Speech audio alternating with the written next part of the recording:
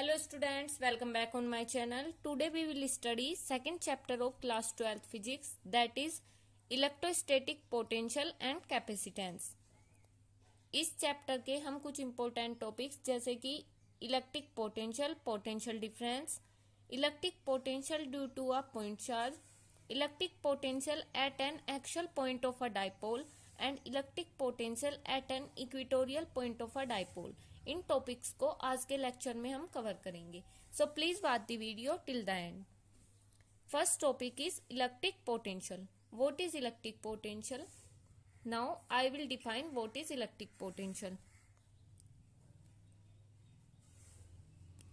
Suppose कर लेते हैं यह एक पॉइंट ए पॉइंट है into the effect of electric field.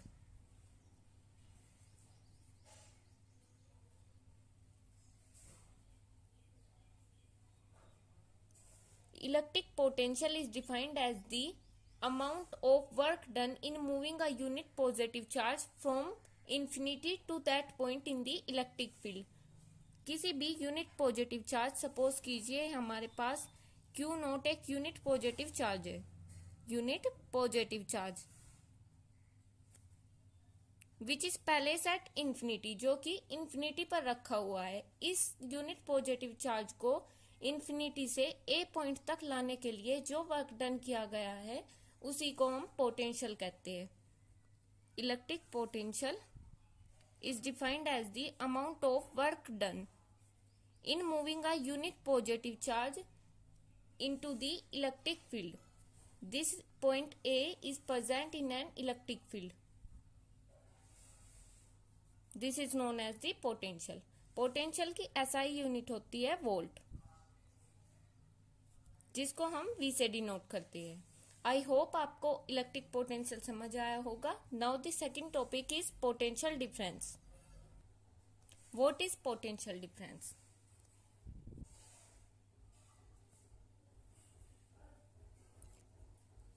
Let this is point A and this is point B. It is present into the region of electric field.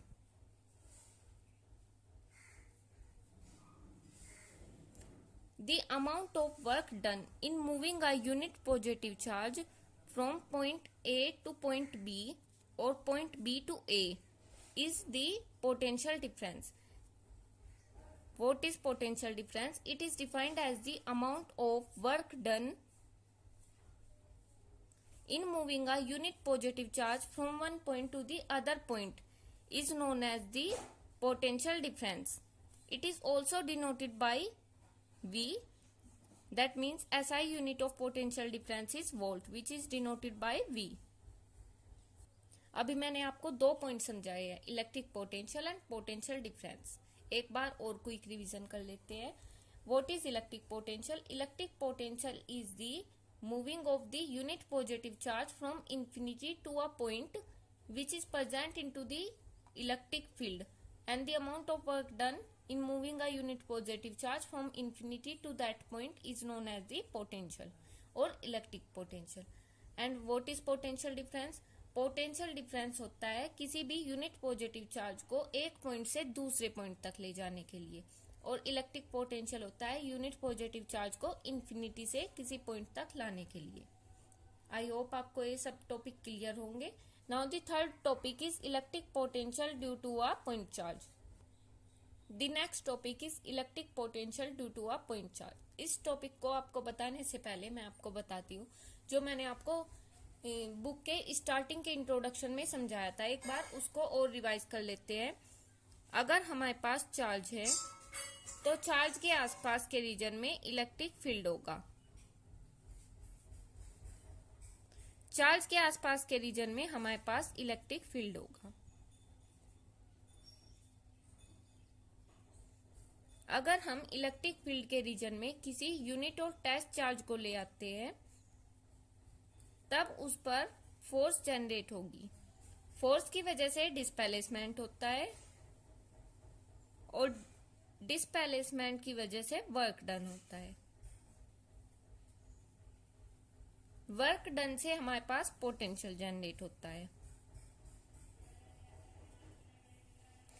इसी method से आज हम इलेक्ट्रिक पोटेंशियल को find out करेंगे। Electric potential due to a point charge, किसी point charge की वजह से इलेक्ट्रिक पोटेंशियल क्या होता है। सपोज कर लेते हैं कि कोई पॉइंट O है जिस per unit positive charge +Q रखा हुआ है। We wish to calculate its electric potential at a point P।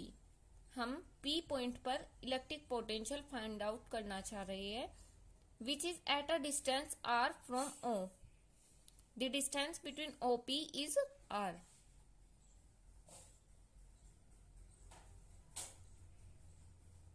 Now we will kept a unit charge or a test charge Q naught at point A.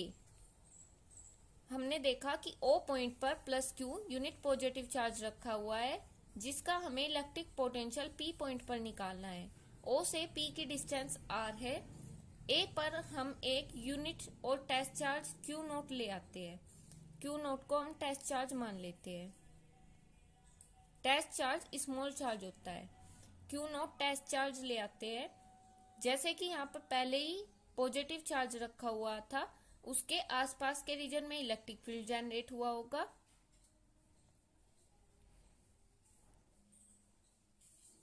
Electric field की वजह से force generate हुई होगी।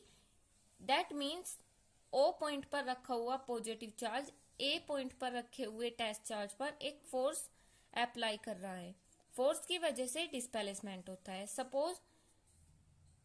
Suppose कर लेते हैं कि O से A तक की डिस्टेंस x है। फोर्स की वजह से यूनिट चार्ज B पॉइंट पर डिस्प्लेस हो गया dx। A टू B की डिस्टेंस dx होगी। अब यहाँ पर वर्क डन कितना होगा, सबसे पहले हम फोर्स कैलकुलेट कर लेते हैं। पॉजिटिव चार्ज की वजह से Q नोट चार्ज पर लगने वाला फोर्स कितना होगा, 1/4πε0 Q नोट अपॉन डिस्टेंस का square, that is x। O to A की डिस्टेंस है x square, this is force. Now we will calculate the work done. Where is work done? Where work done is because of the force, because force is applied at the test charge, and because of the force the test charge is displaced from A to B, and the distance is or displacement is dx. Then the work done equal to F dot dx, F dx cos theta। जब हम dot product को remove करते हैं तो हमारे पास cos theta आ जाता है।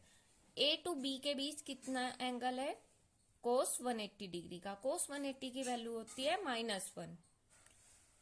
Work done will be equal to -f dx। Now we will put the value of f,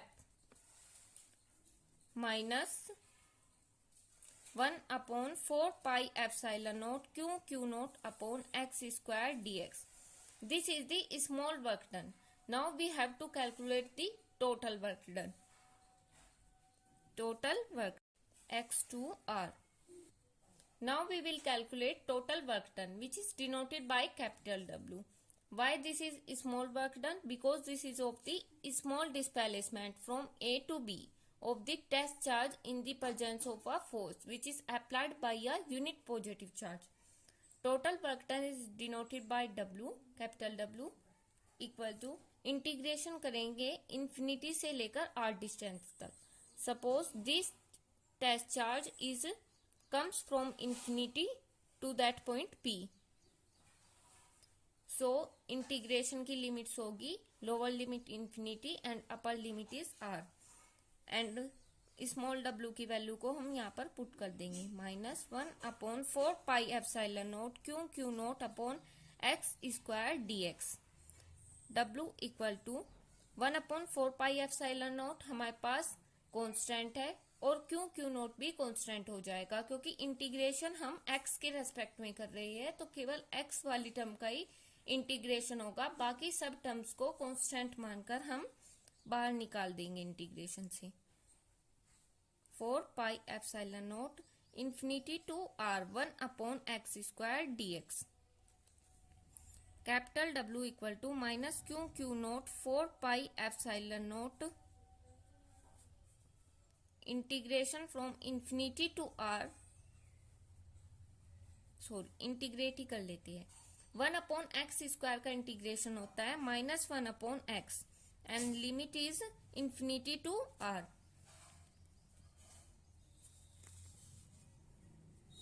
capital W total work done equal to Q0/4πε0 1/x infinity to r।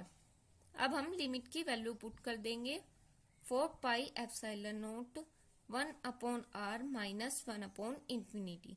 1/इंफिनिटी 0 के equal होता है। यहाँ से हमें value मिल गई W equal to Q0/4πε0 into 1/r। This is the work done.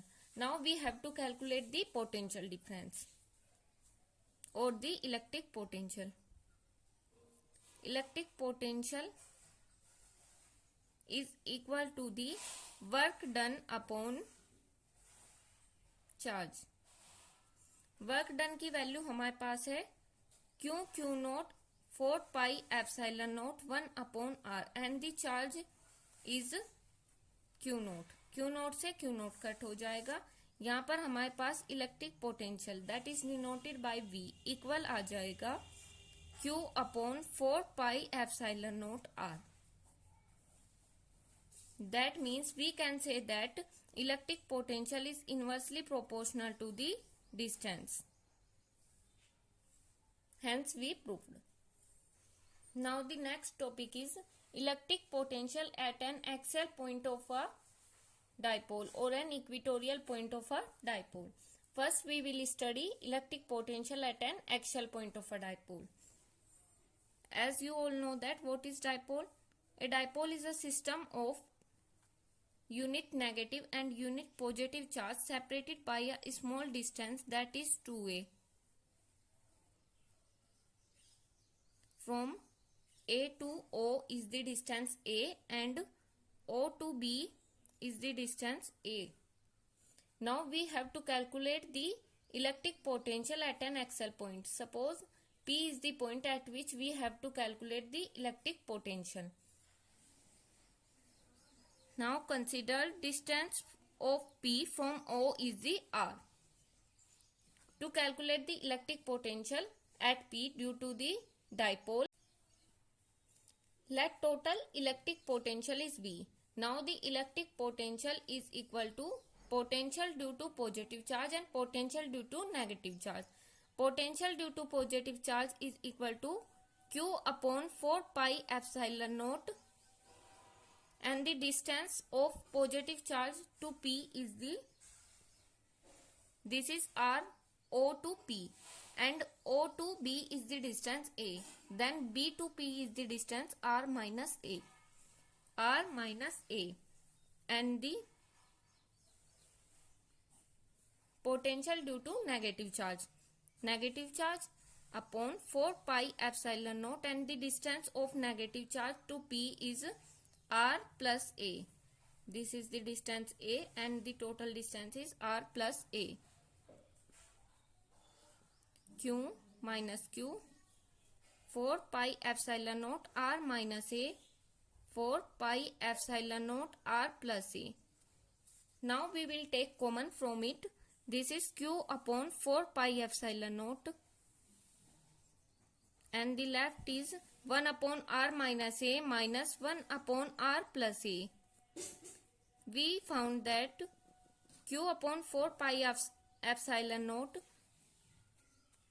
r square minus A square and here we get R plus A minus R plus A. R से R cancel out हो गया and we have 2aq upon 4πε0 r square minus A square.